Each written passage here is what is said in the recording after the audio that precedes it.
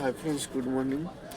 চলে এসেছিলাম আজকে সকালবেলা 10টার মধ্যে দোকান খুলে দিয়েছি, বাট এখন বাজে 10:30।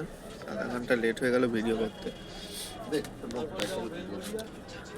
লেট হয়ে গেল ভিডিওটা বানাতে।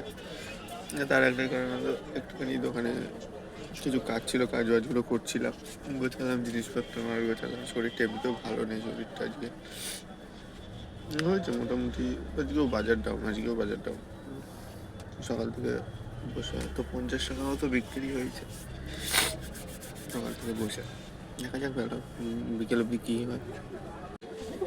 তাও 3:30 থেকে 4টের মধ্যে কিছুটা বিক্রি হলো, কারণ ওই টাইমটাতে ট্রেন লেট করেছে, তার জন্য কয়েকটা ইয়ং গ্রুপ আসলো, এসে শিফট নিল।